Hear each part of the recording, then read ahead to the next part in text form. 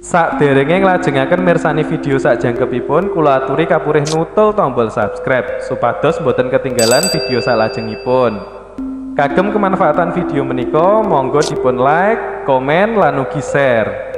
Mugi panjenengan sedaya pinaringan seger waras, bejo donya bejo akhirat, rahayu rahayu rahayu sagung dumadi.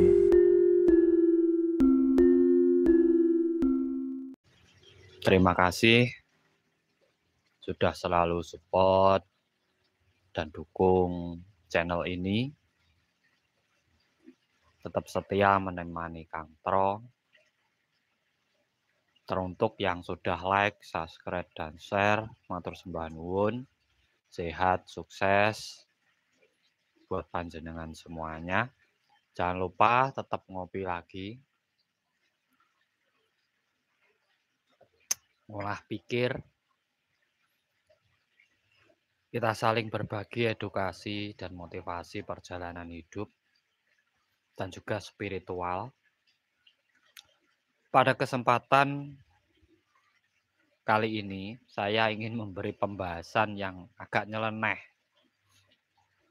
Mungkin bagi panjenengan ini nyeleneh. Tapi sebenarnya di sini saya ingin mengajak panjenengan kembali ke diri sendiri, memahami diri sendiri, bagaimana kita bisa merubah perjalanan hidup kita yang mungkin dari tidak enak jadi enak, yang susah jadi seneng, yang belum makmur jadi makmur, sesuai dengan keinginan panjenengan. Manusia itu adalah misteri. Yang kemampuannya atau kekuatannya itu tidak bisa dijangkakan. Makanya jalmo tan kena kiniro. Kita itu tidak bisa memprediksi kekuatan seseorang. Dalam diri manusia ada satu titik yang kekuatannya sangat luar biasa. Dan titik tersebut itu mengontrol seluruh pergerakan dalam diri kita, dalam tubuh kita. Bahkan dengan titik tersebut, di saat sampean mampu kembali, sampean bisa melakukan apapun dalam hidup panjenengan.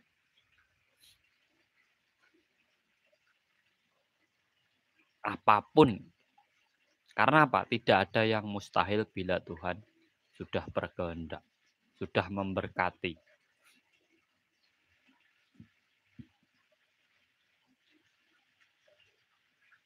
Nah, di sini tadi saya kasih judul cara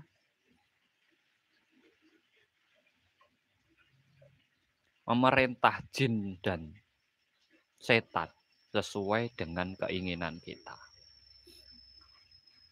Nah, kebanyakan manusia itu dipengaruhi oleh sifat jin dan setan. Amarah dan hawa nafsunya. Keinginannya yang berlebihan. Daripada dia yang menghandle itu. Dan itu sangat jelas dalam kehidupan kita. Di mana di saat jin dan setan itu menguasai diri manusia, sangat jelas. Bisa kita lihat secara real nyata dalam kehidupan kita. Contoh, timbulnya dendam, iri dengki, ingin menjatuhkan, menyakiti orang lain, tidak menghargai orang lain.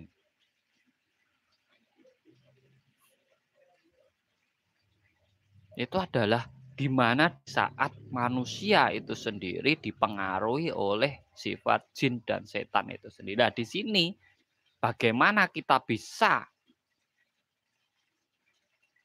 menyuruh jin dan setan dalam diri kita sehingga sesuai dengan kemauan kita, bukan kita mengikuti kemauan jin dan setan tersebut.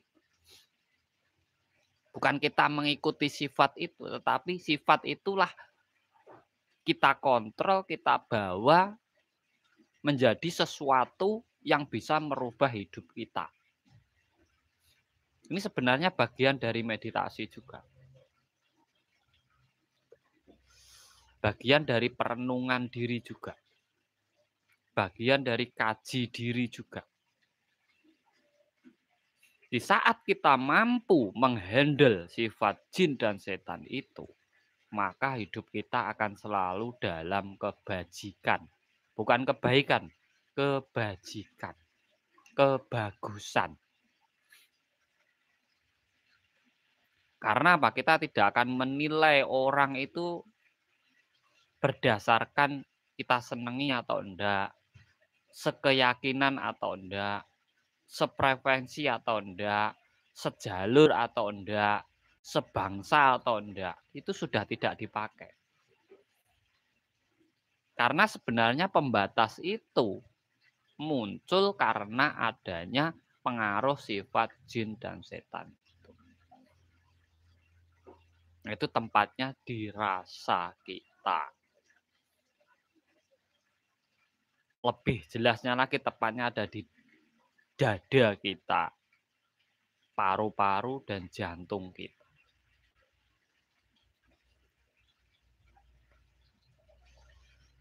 Itu sifat amarah dan alwamah.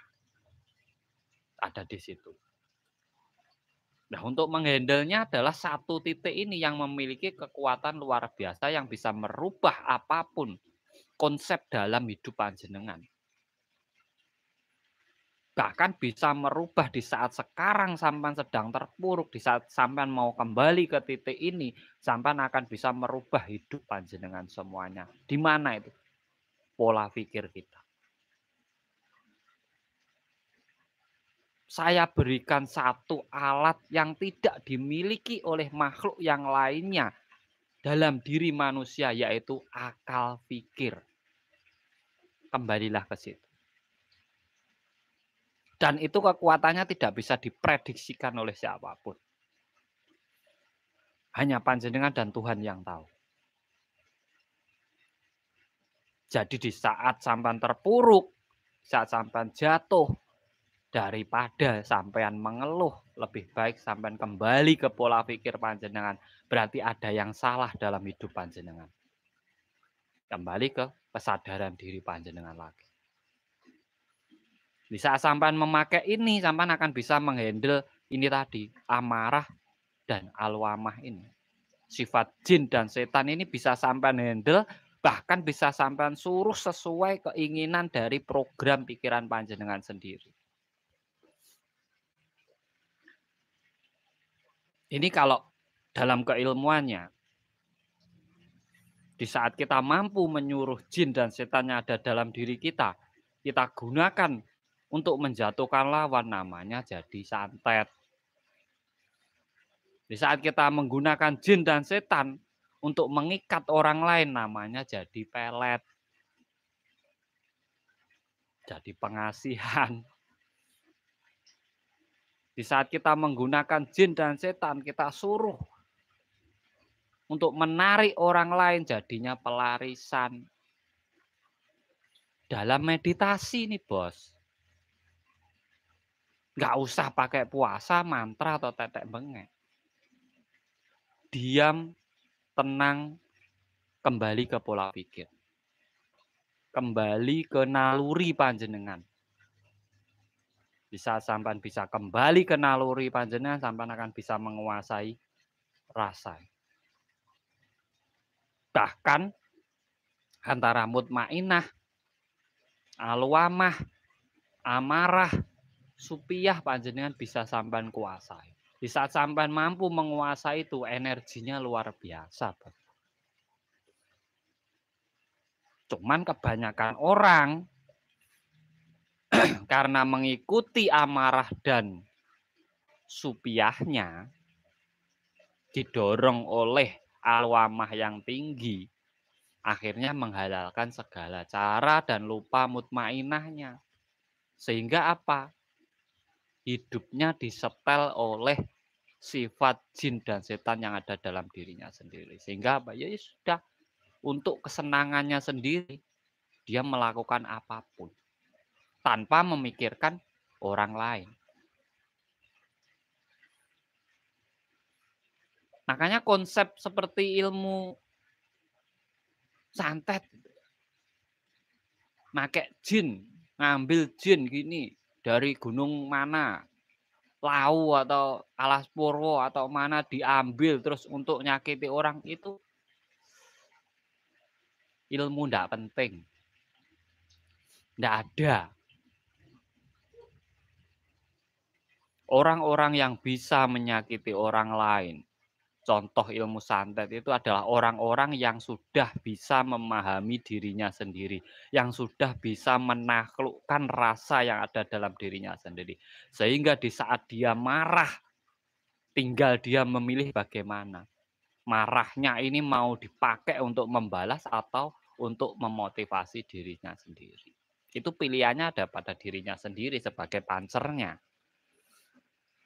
Jadi jangan sepelekan meditasi. Jangan sekedar meditasi cari ketenangan, meditasi cari ini, cari itu. Bukan. Meditasi itu adalah di mana kamu menyadari antara dirimu dan Tuhanmu. Di mana kamu bisa memahami dirimu sendiri dulu. Bagaimana kamu bisa kembali ke dirimu sendiri dulu. Bagaimana kamu bisa mengkaji dirimu sendiri dulu. Itu meditasi, bos. Di saat kamu mampu menguasai, mengendalikan dirimu, kamu akan tahu Tuhanmu. Di saat kamu tahu Tuhanmu, sebenarnya semua kebutuhan itu dengan sendirinya. Nah, kita fokus kebutuhannya, bukan fokus ke dirinya. Itu yang salah terkadang. Makanya banyak teori. Meditasi kekayaan, meditasi kerezekian, meditasi bla bla bla bla bla bla. Tapi lupa meditasi mengkaji diri, memahami diri dan Gusti, itu lupa. Sebenarnya kalau kita mau menggali itu dan benar-benar ketemu dengan dirinya dan Gustinya, lah semua itu sudah kita dapatkan secara otomatis. Mau rezeki, mau kesehatan, mau ketenangan, mau semua asalnya dari Gusti. Kalau kita sudah ketemu punjernya atau sumbernya kan enak. Kalau kita dekat dengan sumbernya. Makanya dalam diri manusia ada satu titik yang di situ kekuatannya luar biasa. Bahkan sesuatu yang mustahil pun bisa terwujud. Karena apa? Kun fayakun. Tidak ada yang mustahil bila Tuhan sudah menghendaki. Tetapi di situ juga sampean harus benar-benar mengenali diri sampean dalam renungan sampean, dalam meditasi sampean. Bukan sekedar halusinasi. Bukan tidak paham langsung intuisi atau afirmasi tapi tidak paham. Itu ya percuma sampean. Sesuatu yang tidak dipahami apabila dilakukan juga membingungkan. Lakukan sesuatu yang sudah dipahami, sudah sampean cermati, baru panjenengan jalankan. Di saat sampean jalankan di situ berarti sampean sudah paham tentang keilmuan ini, pasti ada hasilnya. Tetapi kalau dengar saja, baca saja, langsung dijalankan, tidak dipikirkan, tidak dicermati, tidak dipahami, nanti juga membingungkan akhirnya, ujung-ujungnya ya tanya lagi.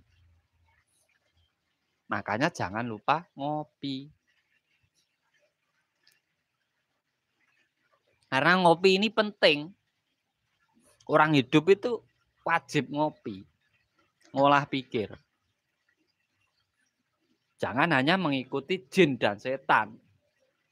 Rasa hawa nafsu sampean, amarah sampean, dan ingin sesuatu itu cepat-cepat. Nggak ada yang cepat itu. Semua itu ada prosesnya. Semua itu ada perjalanannya. Nikmati aja perjalanannya. Seperti kita jarum jam itu loh.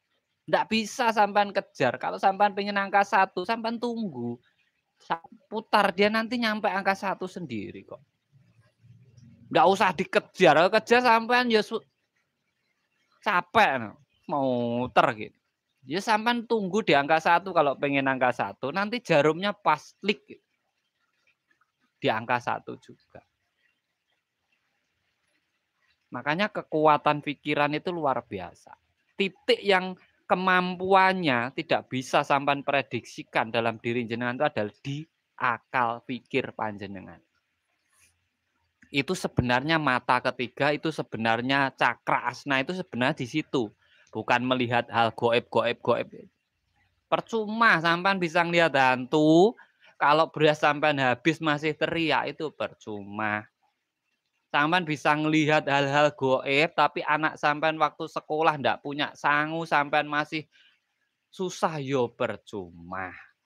Sampean mau sakti tapi hidup sampean masih susah, yo percuma. Karena bayar sekolah itu ndak pakai kesaktian, bayar sekolah itu pakainya uang. Beli beras itu ndak pakai kesaktian, pakainya juga uang. Bukan saya mengajarin jenengan semua diukur dengan uang, enggak. Jasmani dan rohani itu harus seimbang. Di saat sampean mendalami keilmuan rohani, jasmani sampean juga harus tercukupi. Kalau enggak seimbang nanti juga akhirnya apa? Benturan. Orang-orang yang belajar spiritual, di saat kebutuhan jasmaninya masih kurang, dia tidak mungkin fokus dalam pelajarannya. Karena apa? Banyak yang dipikirkan. Waduh, istriku udah belanja belum ya? Waduh, sangunya anakku gimana ya? Aduh, angsur aku gimana? Banyak yang dipikirkan, tidak bisa fokus. Makanya kalau ingin belajar sesuatu, mulailah dari dirimu sendiri dulu. Orang yang ingin memakmurkan orang lain kalau dirinya belum makmur ya juga mustahil. Orang ingin membahagiakan orang lain tapi dirinya susah, yo ngerentes. Orang pengen menolong orang lain, dirinya aja masih tidak ada yang nolong, yo lucu. Orang pengen mencerahkan orang lain tapi dirinya sendiri masih bundel, yo lucu. Itu ilmu hidup. Di saat sampean memakai satu titik itu, yaitu akal pikir panjenengan, sampean bisa menyuruh jin dan setan ini tergantung untuk jenengan untuk apa. Kalau untuk menyakiti orang lain jadinya santet, menarik orang lain jadinya pengasihan atau pelet. Kalau dijadikan motivasi dalam diri, jadinya nanti adalah program pikiran yang akan membawa sesuai dengan tujuan panjenengan. Karena ini energinya luar biasa, Bos. Energinya sangat luar biasa. Jangan untuk main-main. Karena apa? Hakikatnya diri kita adalah alam semesta. Gejolak yang terjadi dalam diri kita ini mempengaruhi alam sekitar kita. Makanya kalau dunia lagi bergejolak, ya lihat sendiri panasnya ya bukan main. Cuaca pun bergejolak, alam pun bergejolak, ya karena manusianya bergejolak.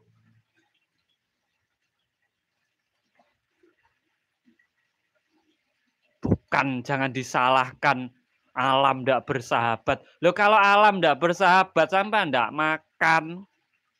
Kalau alam tidak bersahabat kita tidak minum, kita tidak hidup.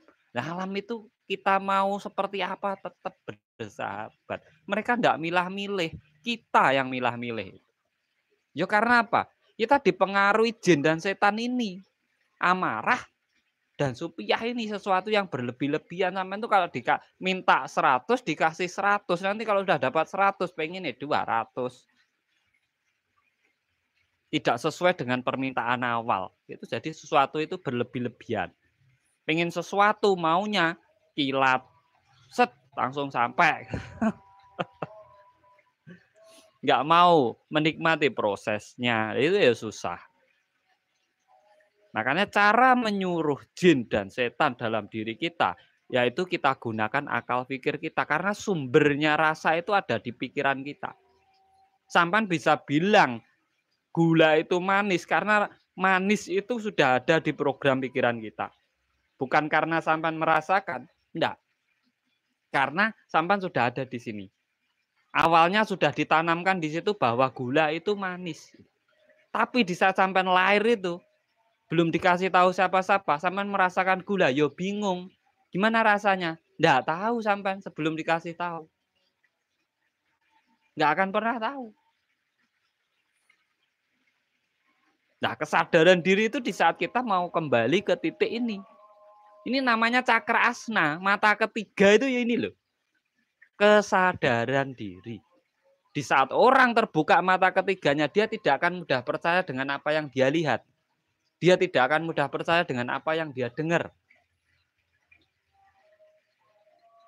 Dan dia bisa menjaga gerak tangannya, gerak kakinya. Jangan hanya untuk melihat pocong, kuntilanak, gendruwo. Lah untuk apa? Nggak penting. Kalau sudah lihat pocong terus berasnya banyak gitu, yo ndak. Yang sampai nyari-nyari ke makam sana sini untuk melihat penampakan, melihat memburu bangsa goib. Loh, bangsa goib aja enggak pernah buru, jenengan sampean buru. Susah mereka juga. Mereka juga butuh kedamaian. Enggak usah diganggu kalau enggak ganggu. Nah, jin dan setan yang sebenarnya itu ada dalam diri kita. Inilah musuh kita yang sebenar-benarnya. Amarah dan supiah kita. Kalau kita bisa menghandle ini, hidup kita juga akan indah, nyaman. Jadi kalau pengen nyakiti orang, pengen nyuruh jin dan setan, ya enak. Kontrol pikiran, fokuskan siapa yang diharapkan, kuatkan niatnya untuk apa ini. Oh, biar dia orangnya tombang. Oke, naikkan ke dada, amarahnya ditinggikan, ini naikkan ke pikiran, disalurkan ke sana. Ya beneran nanti. Itulah santet. Enak melajarinya, enggak usah susah-susah. Dipraktekkan, jangan percaya. Saat sampean marah, coba fokus ke orangnya gini. Sampean batin aja, dari rasa marah jenengan ini sampean tinggikan, sampean biatin celaka kamu. Lah nanti dia celaka. Tapi jangan gitu. Itu berarti sampean masih terbawa oleh hawa nafsu ini. Masih terbawa oleh amarah ini. Di saat kita marah, kita handle pakai pikiran kita. Akhirnya menjadi sebuah ketenangan, kita bisa menurunkan api dalam diri kita sendiri. Tenang kembali. Akhirnya apa? Mau diajak orang, mau difitnah orang, mau dicaci maki orang, tetap tenang. Nggak terbawa jin dan setannya. Kita yang nyuruh, jangan kita disuruh jin dan setan. Kita yang mengatur, jangan kita mau diatur oleh sifat jin dan setan dalam diri kita sendiri. Itu kalau mau enak hidupnya. Kebanyakan orang itu ya enggak seperti itu kok. Ya meditasi itu kan untuk itu sebenarnya. Kembali ke satu titik kesadaran diri agar bisa menghandle semua yang ada dalam diri kita. Di situ kita bisa mengkaji diri, kita bisa ketemu dengan Gusti, bagus sing ati, bagus sing lati, bagus sing pakerti. Jadi kita menjalankan kehidupan itu dengan bijak. Sini ya bijaksana. Jangan bijaksana aja, tapi bijak sininya enggak. Kepada diri sendiri enggak, ke orang lain terus ya enggak. Kita ini juga makhluk ciptaan Tuhan yang Maha Kuasa. Ya harus kita hargai, kita hormati, kita cukupi, kita sayangi. kita pelihara juga badan kita ini juga salah satu ciptaan. Nah, ini semoga bermanfaat buat panjenengan semuanya. Jadi di saat kita bisa kembali ke pola pikir kita yang benar, di situ kita bisa mengontrol amarah kita bisa mengontrol supiah kita, aluamah kita, bisa kembali ke mutmainah kita. Di situ sampean mau nyuruh apa, Jin? Mau pakai apa sampean? Nggak percaya, buktikan. Jangan percaya saya tapi. Saya tidak untuk dipercaya, karena di sini saya hanya memberi edukasi. Agar apa? Kita tetap memiliki semangat dalam hidup kita. Jangan lemah. Semua sama, semua makhluk ciptaan Tuhan Yang Maha Kuasa. Tidak ada bedanya. Mau trah turunnya apa, mau keturunannya siapa, kayak enggak penting. Yang penting di mana di saat dia bisa memperlakukan makhluk lain sebagai makhluk ciptaan Tuhan Yang Maha Kuasa, disitulah akhlak budi pekertinya itu wujud, dan itu yang menjadi ukuran orang hidup, bukan masalah trahnya, bukan masalah keturunannya, tetapi masalah adabnya, budi pekertinya, tingkah lakunya. Dan itu bisa sampean handle dengan ini. Jangan dengan ini, kalau pakai rasa, sampean akan membatasi. Kalau tidak seneng, tidak sampean kumpuli. Nanti tidak sekeyakinan gitu, sampean jauhi. Tidak pas dengan angan-angan sampean hindari. Karena pakainya ini. Kalau pakainya ini sama-sama makhluk ciptaan Yang Maha Kuasa, ya sampean rahmati. Sampean rangkul. Baru namanya nyawiji. Di situ kita dekat dengan Gusti kita. Semoga bermanfaat buat panjenengan semuanya. Saya hanya berbagi, ada kurang lebihnya saya mohon maaf yang sebesar-besarnya. Tetap semangat buat semua yang sudah hadir.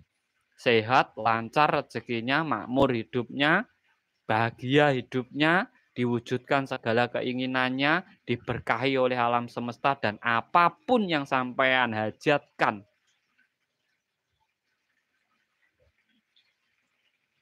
diwujudkan oleh alam semesta. Salam cerdas, salam rahayu.